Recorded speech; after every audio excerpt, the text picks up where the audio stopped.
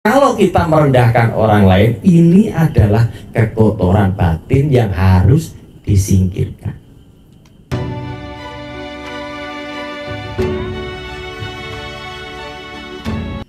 Kalau kita berbicara mengembangkan batin, ya, Bapak Ibu dan Saudara sekalian, seringkali Bapak Ibu mungkin dapat informasinya lebih pada mengembangkan ketenangan batin sama mengembangkan apa? Pandangan terang. Tetapi di dalam ajaran Sang Buddha atau di dalam teksnya itu lebih pada cita bawana. Cita bawana ini luas, mengembangkan batin yang luhur. Mengembangkan batin yang luhur. Kira-kira batin yang luhur itu apa saja? Berdana, itu luhur tidak? Berdana. Menjalankan sila, itu luhur tidak? Luhur. Mengembangkan batin yang baik yang digunakan untuk melenyapkan kekotoran batin, ini juga disebut sebagai bawana. Lalu yang selanjutnya, memberikan penghormatan atau menghormati orang lain juga adalah kebaikan. Selain menghormati, melayani orang lain juga adalah kebaikan yang harus dikembangkan. Selain itu, juga kita melakukan pelimpahan jasa, ini juga harus dikembangkan. Kemudian ketika orang lain berbahagia, kita juga harus ikut berbahagia supaya batin yang luhur ini juga harus dikembangkan. Mendengarkan ceramah dharma, berdiskusi dharma. Kalau kita seringkali mendengarkan dharma dan berdiskusi dharma, maka pelan-pelan pandangan kita terhadap dharma, pandangan kita terhadap kehidupan ini pelan-pelan akan menjadi lurus, melihat segala fenomena batin dan jasmani itu sebagai mana adanya. Maka itu yang disebut sebagai 10 landasan untuk melakukan perbuatan baik. Itulah Bapak Ibu dan Saudara sekalian, 10 landasan untuk berbuat baik. Nah, kalau kita lihat lagi bagaimana kita mengembangkan batin yang luhur, maka kita harus praktek. Apa yang kita praktekkan? Selain itu, kita juga harus melakukan, berlatih bagaimana mengembangkan batin yang luhur dengan berbagai macam metode. Karena kekotoran batin ini bisa muncul melalui kita melihat. Kira-kira apa kekotoran batin yang muncul dari mata yang kita lihat? Begitu melihat orang yang bertengkar, kita memihak pada satu orang, pikiran kita juga ikut ingin menghancurkan orang yang tidak kita sukai itu. Itu melalui mata. Dan dikatakan di dalam Dharma, kalau ada kekotoran-kekotoran batin melalui mata, maka hendaknya kekotoran-kekotoran batin itu harus dilenyapkan. Kalau pada saat kita melihat dan muncul kekotoran batin, ini kalau konteksnya kita mengembangkan batin.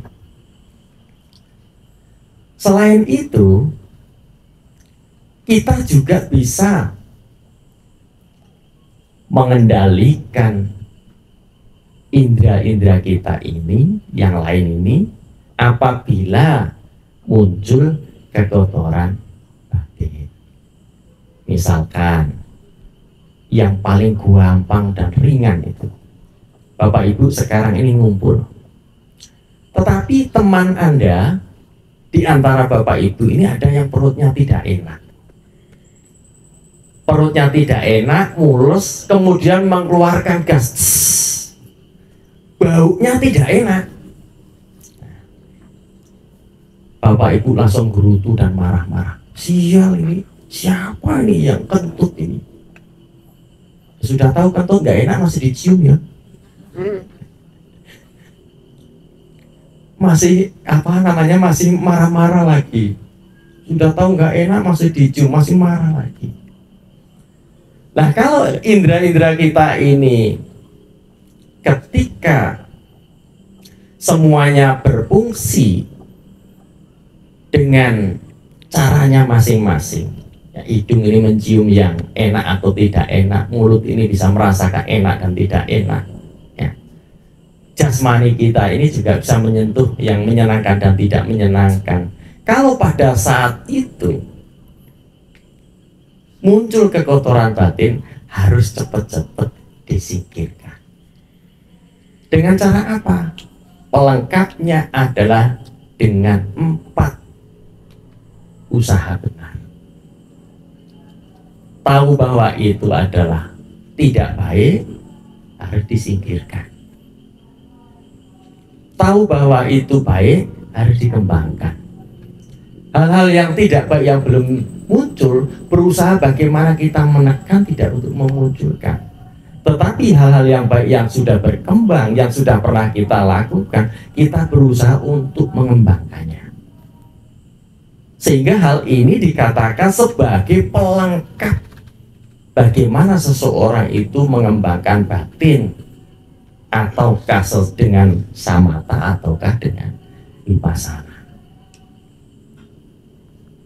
Karena kalau tidak ada 4 usaha benar ini, tidak bisa seseorang itu mengembangkan batin. Mengapa? Karena tidak tahu, tidak bisa membedakan mana yang baik dan mana yang tidak baik. Kalau ada 4 usaha benar ini, berarti di sana ada kebijaksanaan, ada sati sampajanya, juga ada samadhi. Bareng-bareng kerja di sana. Sehingga hal ini kalau sering kita lakukan, maka setiap hari kita akan meninggalkan kenangan-kenangan yang indah, kenangan-kenangan yang baik, yang akan membawa kita menjadi lebih bahagia.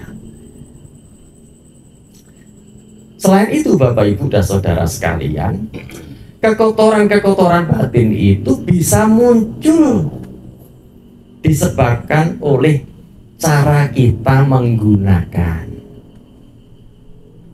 ya, menggunakan apa? Makanan ini kalau kita berlebihan, ya, misalkan keserakahan kita ini sangat kuat sekali, tidak bisa dibendung,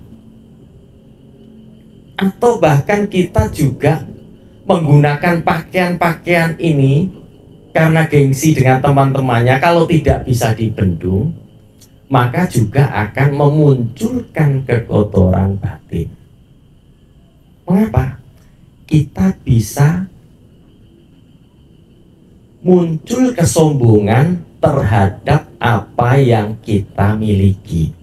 Sehingga kalau kesombongan itu muncul di dalam diri kita, kita bisa jadi merendahkan orang lain. Kalau kita mampu mendeteksi dari awal yang berkaitan dengan menggunakan ini, maka batin kita seringkali akan terjaga, seringkali akan waspada. Kalau sering dilatih, maka semakin kuat kesadaran yang kita latih ini, sehingga setiap saat ada muncul kekotoran batin, baik itu apa yang kita lihat yang berkaitan dengan indera-indera kita, maka kita bisa cepat-cepat mengendalikannya dengan baik. Tapi ini tentu membutuhkan latihan secara terus-menerus. Bapak Ibu itu bisa sabar. Awal-awalnya pasti tidak sabar. Karena mungkin terbiasa, awalnya mungkin dimarahi, pertama ini sakit hati, ya. Wah, ini si bos saya ini seringkali kok marah terus itu. Jadi sakit hati. Tetapi kalau memang bosnya itu temperamennya begitu, sering dimarahi, lama-lama juga kebal. Oh, memang bos saya ini temperamennya begitu, ya biarin aja lah. Pelan-pelan akan kebal. Karena terlatih secara terus-menerus. Tetapi ketika kita dimarahi 1 kali, 2 kali, tidak tahan, mengundurkan diri dari situ, maka kesabaran kita tidak akan pernah terbentuk menjadi kuat.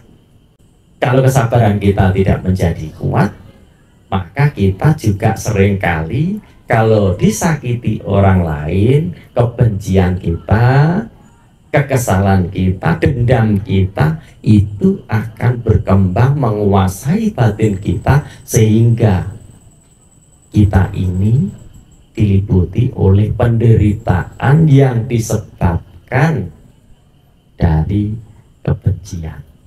Ya memang orang lain ini adalah salah satu penyebabnya dari luar. Tetapi kita kan bisa memilih bagaimana cara kita merespon.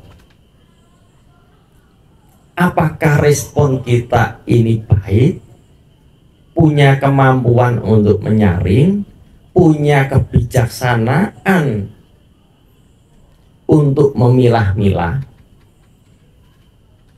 Kalau kita tidak memiliki kebijaksanaan untuk memilah-milah, maka kita akan terpancing oleh kemarahan orang lain, dan kita pun juga akan melakukan hal yang sama seperti orang itu.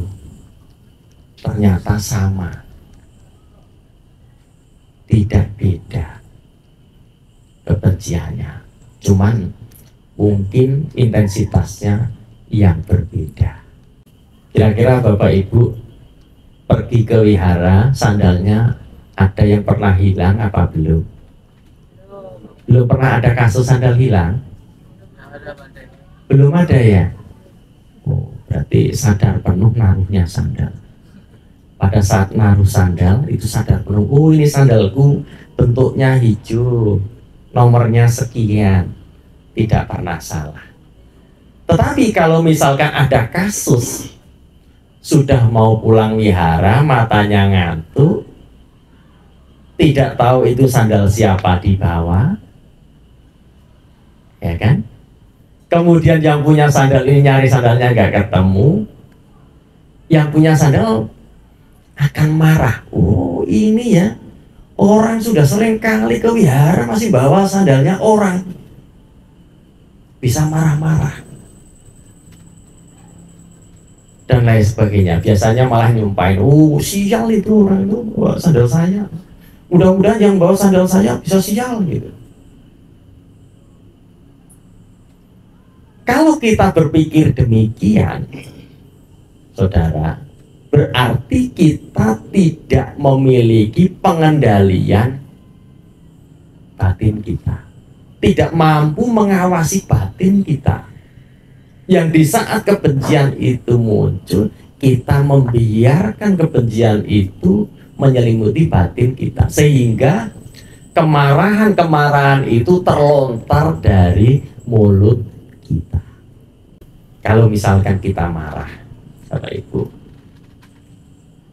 marah di dalam batin ini, kalau kita luapkan kepada orang lain akan menderita. Tetapi sebelum orang lain itu menderita, kita sudah menderita terlebih dulu. Setelah kita lontarkan kepada orang lain, orang-orang di sekitar situ yang melihat, yang mendengar akan ikut menderita. Yang awalnya yang menderita itu hanya 1 orang, Tetapi begitu diluapkan kepada orang lain dan banyak orang yang menyaksikan, akan banyak orang yang menderita pada saat itu, yang disebabkan oleh satu orang. Itu bisa terjadi. Apalagi sekarang ini kalau kita lihat, ya, sekarang ini kan lagi ada perang di negara lain. Tentu ada sebab-sebab awal yang mendahului. Pasti di sana ada keserakahan yang menyelimuti. Pasti di sana ada kebencian yang menyelimuti. Sehingga terjadi peperangan antara satu dengan yang lainnya. Kalau hal ini mempengaruhi orang yang sangat berkuasa, maka akan banyak menimbulkan penderitaan di masyarakat. Betul tidak? Satu orang yang berkuasa suruh menghancurkan satu negara, tapi punya kekuasaan yang besar, punya senjata yang cukup. Kalau keserakahannya kuat, kebenciannya kuat, maka itu akan bisa terjadi. Yang diawali dari satu orang, tetapi bisa menimbulkan banyak penderitaan terjadi di dunia ini. Mengapa? Karena disebabkan oleh kegelapan batin, oleh keserakahan, oleh kebencian yang selalu hinggap di dalam kehidupan manusia, siapapun itu. Bapak, Ibu, dan saudara sekalian, ada satu cerita. Ini terjadi di zaman Buddha. Karena kenangan ini atau perilaku yang telah kita lakukan ini bukan hanya baik saja, tetapi juga banyak yang tidak baik. Kira-kira Bapak Ibu saudara sekalian, sepanjang hidup kita ini, kira-kira malam ini saya tanya batasnya malam ini dari sejak lahir, kira-kira banyak yang baik atau banyak yang buruk? Kira-kira banyak buruknya. Kira-kira kalau banyak buruknya nanti perginya kemana? Saya nggak jawab loh ya. Kalau banyak baiknya, kita akan semakin banyak menikmati kebahagiaan di alam manusia. Tapi kalau banyak buruknya yang sudah kita lewati, berarti kita sudah banyak mengalami penderitaan atau lebih banyak mengalami penderitaan daripada bahagianya. Nah, ceritanya Bapak Ibu dan saudara sekalian, di zaman Buddha ada seorang upasaka. Upasaka ini memiliki keyakinan yang sangat kuat kepada Buddha. Beliau ini memiliki 7 putra dan 7 putri. Jadi anak cowoknya itu 7, anak ceweknya juga 7. Beliau ini rumahnya dekat wihara. Kalau Bapak Ibu pergi ke India, di sana ada petilasan, petilasan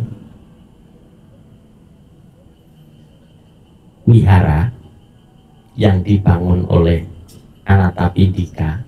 Ya, di sana. Nanti kalau Bapak Ibu pergi ke India, pergi wisata religi, akan ketemu di sana. Nah, di daerah sana itu upasaka ini setiap hari selalu melakukan kebajikan melalui berdana. Upasaka ini namanya upasaka damika. Selain dia melakukan kebajikan, dia mengajari anak-anaknya. Anak-anaknya dilatih, diajari bagaimana supaya terus meneladani beliau, meniru apa yang dilakukan beliau. Jadi dilatih anaknya untuk melakukan kebaikan melalui berdana makanan. Dan tidak hanya itu, di hari-hari tertentu Upasaka Damika ini juga melakukan kebajikan-kebajikan yang lain, memberikan jubah dan kebutuhan yang lain. Seiring dengan berjalannya waktu, Upasaka Damika ini semakin lama semakin tua. Tentu kalau semakin tua itu fisiknya, ya Bapak Ibu, kalau umur sudah semakin tua itu biasanya penyakit ini akan datang silih berganti. Kalau semalam katanya penyakitnya asam urat, mungkin penyakitnya tambah lagi kolesterol, mungkin tambah lagi rematik, mungkin ada yang tambah lagi punya penyakit jantung, paru-paru, dan lain sebagainya. Ini bisa terjadi pada fisik kita. Sehingga Upasaka Damika ini mengalami sakit di usia tua. Pada saat sakit, Bapak Ibu Saudara sekalian, beliau ini meminta anaknya untuk mengundang para biku supaya mendoakan dirinya yang sedang sakit. Lalu Upasaka Damika ini ngutus anaknya, "Nak, tolong undang para biku untuk datang ke rumah untuk membacakan doa." Ya. Anaknya kemudian pergi ke wihara, mengundang para biku untuk datang membacakan parita. Setelah sampai di rumahnya si Damika, para biku membacakan parita. Yang dibaca itu Mahasati Patana. Dimulailah pembacaan parita itu, atau diulanglah suta itu. Pada saat para biku mengulang suta, pada saat itu juga utusan dari 6 alam dewa datang membawa keretanya masing-masing, mau menjemput Upasaka Damika. Pada saat pertengahan pembacaan parita, Upasaka Damika ini bilang, "Berhenti, berhenti, berhenti." Anaknya dan para biku itu mengira Upasaka Damika ini nyuruh berhenti pengulangan suta itu. Lalu para biku juga berhenti mengulang suta itu, lalu memohon izin untuk balik lagi ke wihara. Setelah para biku ini balik ke wihara, lalu Upasaka Damika ini sadar diri. Maksudnya sadar dirinya itu, kesadarannya pulih kembali. Lalu menanyakan, "Para biku kemana? Tadi tak suruh bacakan parita kok malah tidak ada." Kurang lebih seperti itu. Lalu anaknya menjawab, "Pak, tadi pada saat para biku ini membacakan parita, Bapak nyuruh berhenti. Sehingga pembacaan parita itu berhenti, kemudian para biku izin balik lagi ke wihara.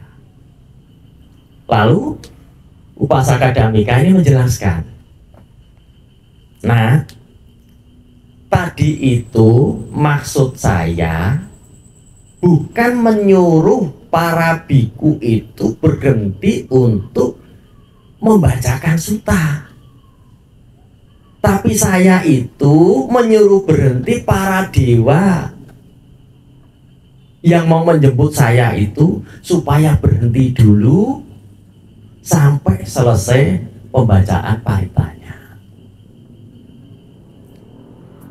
Ada 6 utusan dari para dewa. Yang pertama dari 1 Marajika, dewa yang paling dekat dengan manusia. Yang kedua Dewa Tawatimsa, ya, tempatnya Raja Saka. Lalu dari utusan dari Yama, dari Tusita, dari Nirmanawati, dan dari para ya itu saya agak lupa ini. Jadi utusan dari 6 surga ini datang semua, lalu disuruh milih. Kira-kira milih yang mana di antara 6 ini? Lalu kemudian Upasaka Dhammika ini milih surga yang ada bodhisatwa di sana, yang calon Buddha Maitreya di sana, yaitu surga Tusita. Nah, sebelum dia meninggal dunia, Upasaka Dhammika ini menitipkan pesan pada anak-anaknya dan para tetangga yang hadir di situ. Nah, kalau kamu pengen nanti meninggal di alam surga, maka lakukanlah banyak kebajikan seperti yang saya lakukan. Setelah titip itu, kemudian Upasaka Dhammika ini meninggal dunia. Ya, kalau diceritakan pada saat itu ditabur bunga, anak-anaknya itu menaburkan bunga gitu. Tapi bunganya itu bahasanya di teksnya itu kayak terbang gitu. Ya, itu ceritanya begitu. Akhirnya beliau setelah meninggal dunia terlahir di alam Tusita. Jadi beliau meninggalkan kenangan yang baik, meninggalkan ajaran yang baik, supaya ajaran yang baik itu bisa diteladani oleh anaknya dan para tetangganya yang hadir. Karena harapannya supaya kebahagiaan yang dialami oleh Upasaka Dhammika ini tidak hanya dialami dirinya sendiri, tapi harapannya juga supaya dialami oleh anak dan tetangganya. Kira-kira ini kenangan yang baik atau buruk? Kenangan yang baik. Jadi Bapak Ibu dan Saudara sekalian, perbuatan baik apapun yang pernah kita lakukan, perbuatan buruk apapun yang pernah kita lakukan, semua itu sudah menjadi kenangan yang tidak bisa diperbaiki karena sudah terjadi. Tetapi kita bisa memperbaiki kesalahan-kesalahan atau kekeliruan-kekeliruan yang pernah kita lakukan pada saat ini, apabila kita menginginkan bagaimana supaya batin yang baik, batin yang luhur, batin yang bajik bisa berkembang, maka kita hendaknya mengembangkan batin yang baik ini supaya kita nantinya akan hidup bahagia dan setelah meninggal terlahir di alam surga. Kira-kira pengen di surga atau pengen di alam manusia? Gak ada yang jawab ya. Pengen di surga apa pengen di alam manusia? Kayaknya enak di alam manusia ya. Ada pisang goreng, ada pizza, ada ayam goreng. Katanya di surga malah lebih enak-enak. Tapi saya belum pernah ke sana.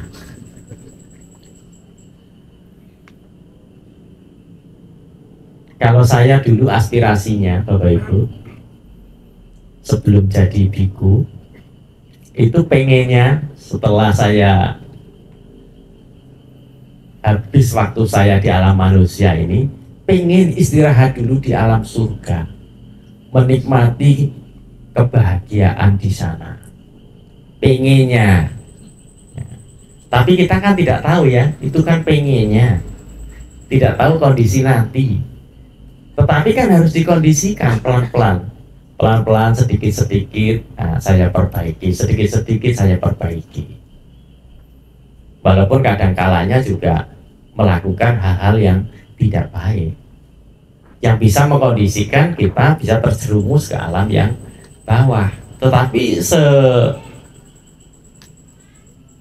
optimal mungkin berusaha bagaimana kita atau saya ini berusaha untuk memperbaiki atau memiliki perilaku yang baik, yang berdasarkan apa yang diajarkan oleh Buddha.